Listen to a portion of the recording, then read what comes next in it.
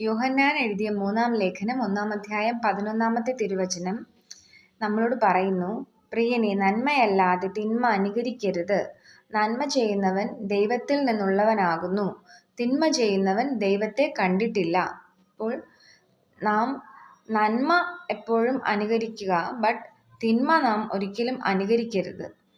ഇങ്ങനെ ഒരു പ്രവൃത്തി അത് തിന്മയാണ് എന്ന് നമുക്ക് അറിവുണ്ടായിരിക്കണം. ഇത് ഒരു തിന്മ പ്രവൃത്തിയാണ് എന്ന് നമുക്ക് ആദ്യം തിരിച്ചറിയാനായിട്ട് കഴിയണം. അപ്പോൾ നമുക്കത് ഒരിക്കലും അനുകരിക്കാതിരിക്കുവാനും കഴിയും.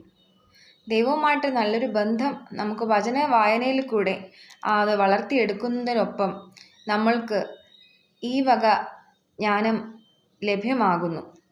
ഇവിടെ യോഹന്നാൻ ആദിമസഭയിൽ ഗായോസിന് എഴുതുന്നതാണ് ഈ ലേഖനം, 3-ാമത്തെ ലേഖനം. ആ ആദിമസഭയിൽ തന്നെ ദിയോത്രഫേസ് എന്നൊരു വ്യക്തി തനിക്ക് സഭയിൽ പ്രധാനിയാവണമെന്ന് ആഗ്രഹിക്കുന്നു. സഹോദരങ്ങളെ കൈക്കൊള്ളാതിരിക്കുന്നു, സഹോദരന്മാരെ കൈക്കൊള്ളാൻ മനസ്സുള്ളവരെ വിരോധിക്കുന്നു. ഇതൊക്കെ അറിഞ്ഞിട്ട് ആ ഒരു നേതൃത്വത്തെ അവഗണിക്കണം എന്ന്, ആ തിന്മ അവഗണിക്കണമെന്ന് പൗലോസ് അപ്പോസ്തലൻ ആദിമസഭയോട് ആഹ്വാനം ചെയ്യുന്നതാണ് ഈ ലേഖനത്തിലെ പശ്ചാത്തലം.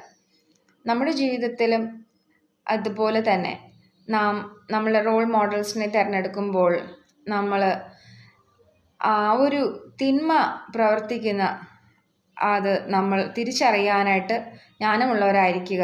അതിന് വചന വായന നമ്മെ സഹായിക്കും. ദൈവം ഓരോരുത്തരെയും അതിനായി സഹായിക്കട്ടെ. ആമേൻ.